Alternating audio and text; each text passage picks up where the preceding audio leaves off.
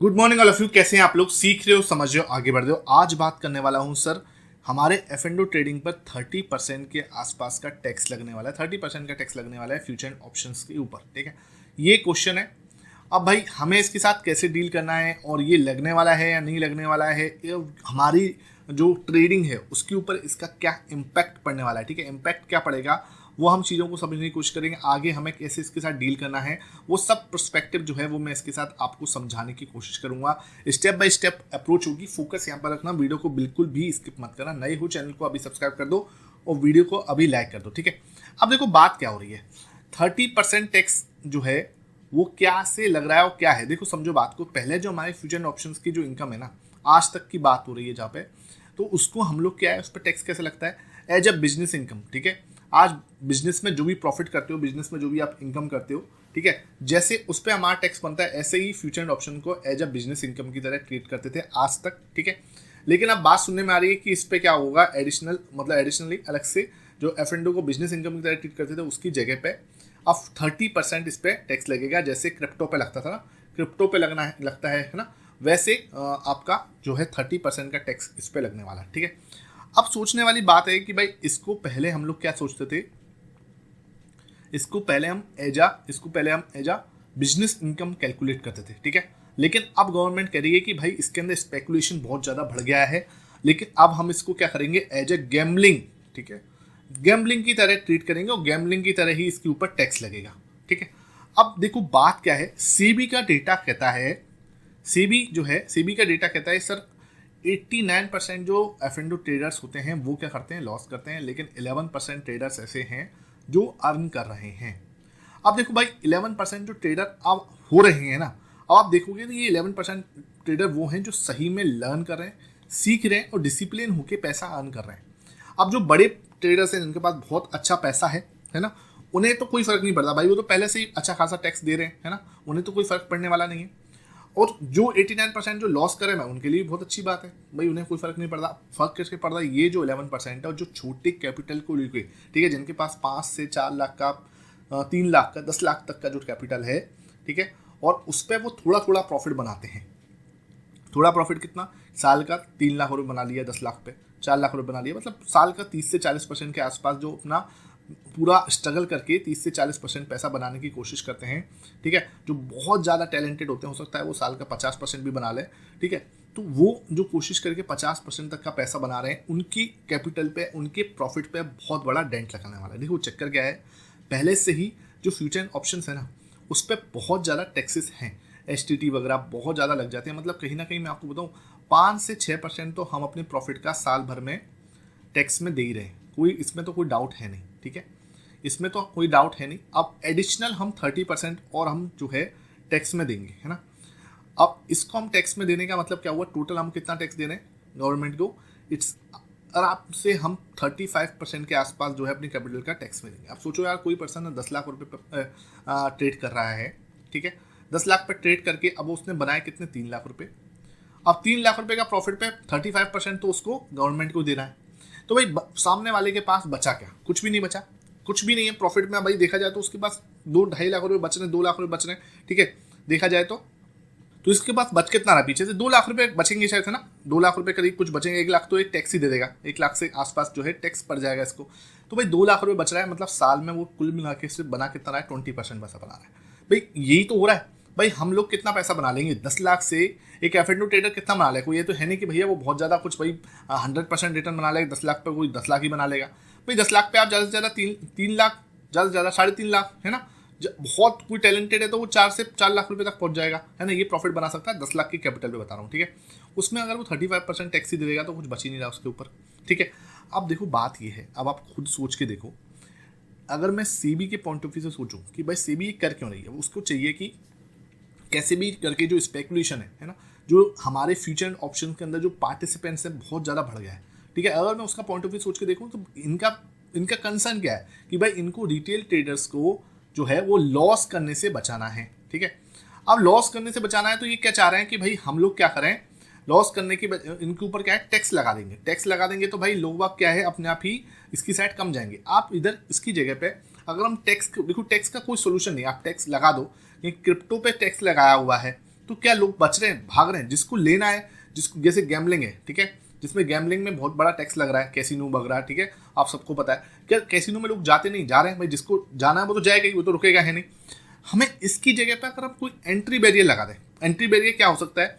एक entry barrier ये हो सकता है कि सर जो पहले स्विंग ट्रेडिंग के अंदर, ये थोड़ा सा अच्छा है और थोड़ा सा समझना, जो पहले स्विंग ट्रेडिंग के अंदर एटलीस्ट 2 ईयर्स से प्रॉफिटेबल है, ठीक है, वही क्या है स्विंग अपना फ्यूचर एंड ऑप्शंस में काम कर सकता है।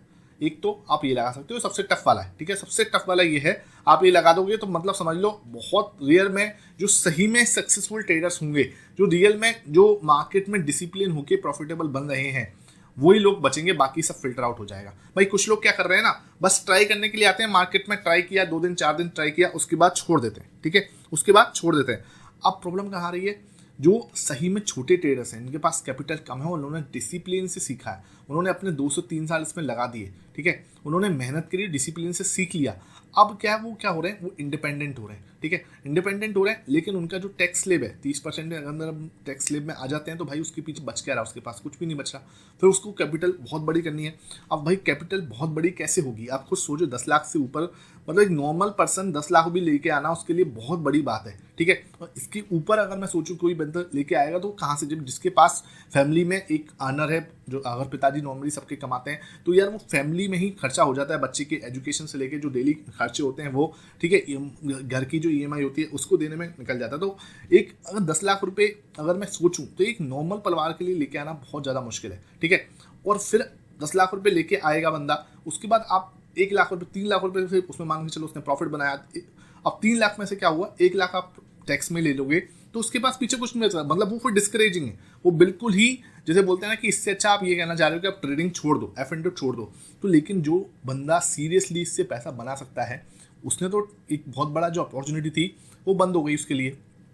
अगर हम इसकी जगह पे एक एंट्री बैरियर लगा दें, एंट्री बैरियर क्या होगा? पहला एंट्री बैरियर में आपको बताया कि भाई इसकी जगह पे हम स्विंग ट्रेडिंग को पहले बोलें कि भाई आपका 2 साल एक्सपीरियंस होना चाहिए, है ना, स्विंग ट्रेडिंग के अंदर आपका 2 साल का एक्सपीरियंस होना चाहिए। आप ETF में ट्रेड करो, आप स्विंग ट्रेडिंग करो, आप स्टॉक्स में करो, ठीक है, इंडेक्स में करो, ETF वगैरह में, आपका 2 साल का एक्सपीरियंस होना चाहिए और उसमें आप प्रॉफिटेबल होने चाहिए। चाहे आप 10 रुपए से प्रॉफिटेबल क्यों ना हो, लेकिन प्रॉफिटेबल होने चाहिए 2 साल, ठीक है, 2 साल आप प्रॉफिटेबल हो, आप जाके क्या कर सकते हो, आप वहाँ उसके लिए अप्लाई कर सकते हो फ्यूचर एंड ऑप्शंस के लिए। दूसरा बैरियर क्या लगा सकते हो आप? उसी का एक कैपिटल बैरियर लगा दो कि भाई 10 लाख से नीचे इसमें नॉर्मल पर्सन आएगा ही नहीं। अब 10 लाख जिनके पास है वो बंदा सीख के आएगा थोड़ा बहुत, क्योंकि भाई देखो जो पर्सन 5,000 से आ रहा है वो बस ट्राई करने आ रहा है, जो 10,000 से आ रहा है वो ट्राई करने आ रहा है, ठीक है, लेकिन जो 10 लाख लेके आ रहा है वो सोच समझ के आ रहा है, वो ट्राई करने नहीं आ रहा, वो सीख के आ रहा है, वो समझ के आ रहा है, वो प्रैक्टिस करके आ रहा है, ठीक है। तो आप 10 लाख से आप बोलो हाँ मिनिमम कैपिटल 10 लाख लगा दो, उससे क्या होगा, कहीं ना कहीं आपका एक जैसे लेवल जो है ना वो बढ़ जाएगा कि हाँ भाई आप आपने मिनिमम जो है एक एंट्री बैरियर लगा दिया। और सबसे आसान तीसरा है जो मैं पर्सनली जो बोल रहा हूँ, पर्सनली जो मुझे लगता है करना चाहिए, आप एक NSE के अंदर पेपर लगा दो, एग्जाम लगा दो। यहाँ पे आप एक एग्जाम कंडक्ट करा सकते हो, ठीक है, जो NSE के साइड से होगा, है ना, NSE लेगी, और जो इसके एग्जाम के अंदर F&O ट्रेडिंग के अंदर पास होगा, जिसके पास नॉलेज होगी, वही इंसान जो है उस ट्रेडिंग को कर सकता है या फ्यूचर ऑप्शंस में काम कर सकता है। तो इस टाइप की कुछ एंट्री बैरियर लगाने से ही आप बड़े आराम से कुछ इसको अच्छे ट्रेडर्स को फिल्टर आउट करोगे। एग्जाम देने से क्या होगा, जो इंसान सीरियस होंगे ना वो यहाँ पे आएंगे, जो दोस्तों के कहने से या कहीं पे सुन लिया या बहुत ज़्यादा पार्टिसिपेंट्स हो रहा है। अब मैं अपने ही सोसाइटी में कई बार देखता हूँ जिनको कोई नॉलेज नहीं है ना, बस वो अपनी नॉर्मल ऑफिस में अच्छा खासा कमा रहे हैं, ठीक है, कोई दिक्कत नहीं, लेकिन उनको भी चाहिए सर फ्यूचर एंड ऑप्शन का कोई बता दो कुछ, ठीक है। तो ये क्या है कि अब आप किसी को बताने वाला सिस्टम भी बंद हो गया, और दूसरा आप उनको एग्जाम देना को बोल दो कि भाई तुम पहले एग्जाम दो। एग्जाम के लिए आपको थोड़ा बहुत तो पढ़ना पड़ेगा, एटलीस्ट 15 से 30 डेज तो आपको पढ़ना पड़ेगा, ठीक है। उस एग्जाम में जो लोग पास होंगे, ठीक है, उनका मिनिमम क्राइटेरिया 60% का हो या 70% का हो, जो 60-70% लेके आएंगे उन्हीं को आप वो लाइसेंस दो फ्यूचर एंड ऑप्शंस का कि वो ट्रेड कर सकते हैं। तो I will prefer for third option कि आप इसकी साइड जा सकते हो। इससे क्या होगा, आप जो है जो रियल में छोटे ट्रेडर्स हैं, ठीक है, हमें फायदा किनको पहुंचाना है भाई, आप पहले एम करो, आपका एम क्या है, एम होना चाहिए कि आपको फायदा पहुंचाना है जो छोटे ट्रेडर्स हैं उनको। लेकिन आप अगर उनके लिए बिजनेस बंद कर दोगे, इसका रास्ता ही खत्म कर दोगे, तो ये कोई फायदा पहुंचाना नहीं होगा, ठीक है, क्योंकि भाई अब बहुत सारे लोग हैं जो डिसिप्लिन होके सीख रहे हैं। ये 11% का डेटा जो खुद सेबी ने निकाला है ना, ये अपने आप में एक डेटा है और 11% भी कम नहीं होता किसी भी इंडस्ट्री के अंदर प्रॉफिटेबल होना। ठीक है, अगर 11% के अंदर ये छोटे ट्रेडर सही में सीख रहे हैं ना, तो यार ये आगने वाले टाइम पर ये नंबर धीरे धीरे 20% तक पहुंचेगा और हो सकता है 25% तक भी पहुंच जाए।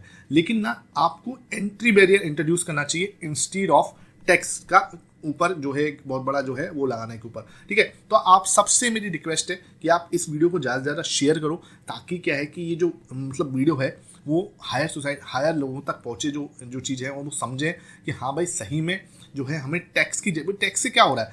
आप टैक्स से सिर्फ और सिर्फ उन लोगों को मतलब एक तरह से उनका मोटिवेशन डाउन कर रहे हो कि हाँ भाई इधर कुछ नहीं है, आप टैक्स लगा दोगे, इसका मतलब कि आप चाहते ही नहीं हो कि वो लोग इसके अंदर एंटर हों, क्योंकि यार कुछ फायदा ही नहीं होने वाला। कम से कम 25 लाख रुपए होंगे किसी के पास, तो वो उसको कुछ प्रॉफिट दिखेगा भाई। उसके बाद जिसके पास 25 लाख रुपए हैं तो वो यार वो कुछ और भी कर सकता है, जरूरी थोड़ी ना F&O ही करेगा, है ना। यहाँ पे तो आएगा बंदा कोई 5 लाख वाला है, 10 लाख रुपए वाला या 3 लाख रुपए लेके आएगा कि भाई मुझे अपना थोड़ा, क्योंकि इन 3 लाख रुपए से 5 लाख रुपए से 10 लाख रुपए से कोई और बिजनेस आप खड़ा ही नहीं कर सकते। आज की डेट में आप मिनिमम कोई बिजनेस खड़ा करना है आपको 20 से 25 लाख रुपए चाहिए।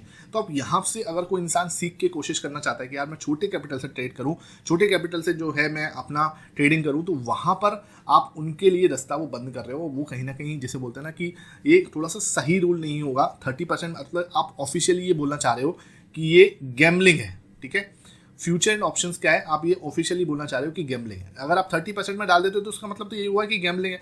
भाई ये गैम्बलिंग तो है, आप अगर फ्यूचर एंड ऑप्शंस कर रहे हो, नो डाउट, अगर बिना सीखे कर रहे हो, ठीक है, आप बिना सीखे कर रहे हो तो गैम्बलिंग ही है। लेकिन आप खुद सोचो, अगर आप बाहर गाड़ी चला रहे हो, ठीक है, कार ड्राइव कर रहे हो और बिना सीखे आप ड्राइव कर रहे हो, ठीक है, बिना सीखे आप ड्राइव कर रहे हो, उसको आप लर्न नहीं किया आपने, लेकिन आप सीखे बिना ड्राइव कर रहे हो, तो वो भी गैम्बलिंग ही तो है।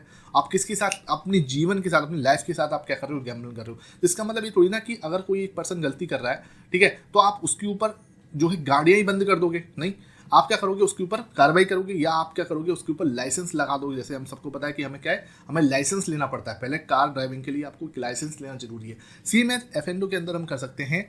आप उधर क्या करो, उसके ऊपर एक लाइसेंस लगा दो, इसमें एक एग्जाम कंडक्ट कराओ, NSE एग्जाम कंडक्ट कराए वो आराम से, ठीक है, तरीके से। उसमें हम 70% जो पर्सन लेके आए, 60% जो लेके आए, उनको वो लाइसेंस मिले, ठीक है। जो लोग सीरियस हैं, जो ऐसे टाइम पास करने के लिए आ रहे हैं, है ना, या फिर सिर्फ दूसरे को देख के आ रहे हैं, ठीक है, वो चीज़ें बंद हो जाएंगी। सीरियस लोग ही उसमें एंटर हो पाएंगे। तो ये टाइप का कुछ आप एंट्री बैरियर जो है वहाँ पे लगा सकते हो। आई होप आज का सेशन आपको ये सही लगा हो, कुछ के अंदर आपको सही में कुछ वैल्यूएबल मिला हो।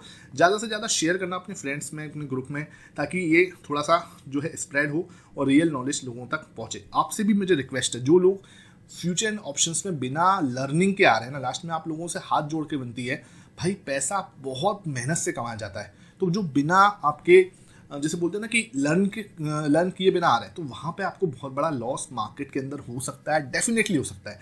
तो भैया आप सही में अगर मेहनत करना चाहते हो तो मेरे पास यूट्यूब पे ही इतनी सारी वीडियो मैंने डाले हुए, कोई आपको कोर्स लेने की जरूरत नहीं है। मैं नहीं कह रहा कि आपको पेड कोर्स लो, पहले आप सीखो, यूट्यूब पे सब कुछ अवेलेबल है, ठीक है। आप चाहते क्या हो, कुछ लोग हैं वो मेहनत करना ही नहीं चाहते, ठीक है। अब जो लोग मेहनत नहीं करना चाहते ना, उसका कोई भी रास्ता नहीं है, ठीक है। लेकिन अब मैं बहुत सारे लोग देख रहा हूँ जो डिसिप्लिन होके सीख रहे हैं और सीख के आगे बढ़ने की कोशिश कर रहे हैं।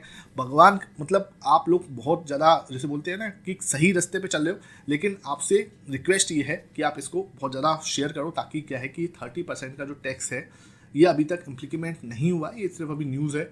अगर ये इम्प्लीमेंट हो जाता है तो थोड़ा सा नेगेटिव असर जो है मार्केट पे फिर दिख सकता है, जो सही में डिसिप्लिन होकर सीख रहे हैं उन लोगों को, ठीक है। Thank you for watching this video.